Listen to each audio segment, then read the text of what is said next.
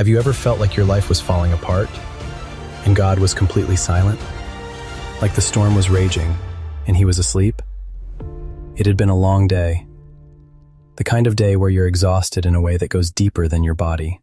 Jesus had spent hours talking to crowds, answering questions, telling stories, listening to people pour out their lives. When evening came, he looked at his disciples and said simply, "Let's go to the other side." So they got into a boat and pushed out onto the Sea of Galilee. At first, everything felt calm. The water stretched out quietly. The sky was darkening, but peaceful. Some of the disciples, experienced fishermen, knew these waters well. This was familiar territory. Jesus lay down in the back of the boat, and he fell asleep. Not a light nap, but the kind of deep sleep that comes from complete trust. The boat rocked gently beneath him. Then the wind changed. It didn't arrive politely. It came fast, sudden, violent.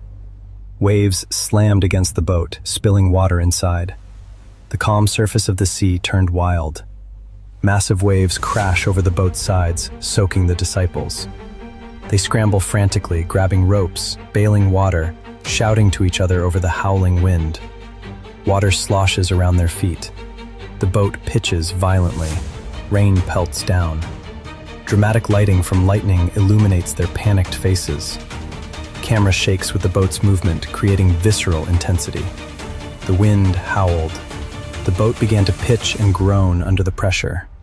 The disciples scrambled. They grabbed ropes, shouted instructions, tried to steady the boat, but nothing worked. The waves kept coming. The water kept rising. Incredibly, Jesus remains peacefully asleep in the stern despite the chaos around him.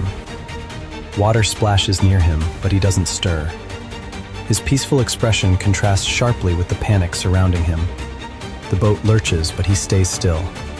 Camera focuses on his serene face amid the storm, creating a powerful visual contradiction. And Jesus was still asleep.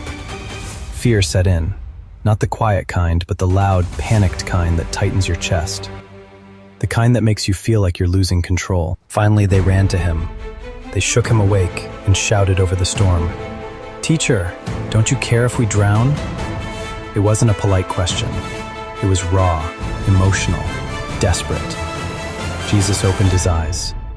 Jesus stands up in the boat, completely steady despite the raging storm. He raises his hand toward the wind and waves. His expression is calm but authoritative. The moment he speaks, everything begins to change. Wind starts to die down, waves begin to settle. The transformation is immediate and supernatural. He stood up in the middle of the chaos, the wind screaming, the waves crashing, and he spoke.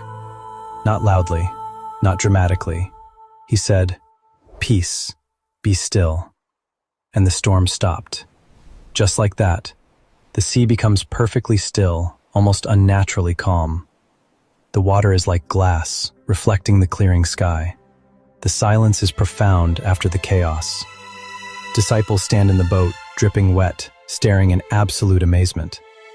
The lighting shifts to soft, ethereal tones. Camera captures the miraculous stillness with slow, reverent movements. The wind died down. The waves settled. The water smoothed out until it was calm again, unnaturally calm. The kind of silence that feels heavy after noise. Jesus turned to them and asked, "Why are you so afraid? Do you still have no faith?" The disciples didn't answer. They just stared at him. These were men who had seen storms before. They knew nature's power, but they had never seen anything like this. They whispered to one another, "Who is this?" Even the wind and the waves obey him. The storm outside was gone, but now there was another kind of awe settling in. A realization that the one in the boat with them wasn't just a teacher or a miracle worker. He was Lord over the chaos. And maybe that's why this story still matters. Because storms still come, just not always on the water. They show up in diagnoses, in phone calls, in sleepless nights, in moments when life feels completely out of control. And sometimes it feels like God is silent, like he's asleep while everything around us is falling apart. But this story reminds us, Jesus was never absent from the boat, even in the storm. And when he speaks, peace is possible. Not because the storm was small, but because he is greater.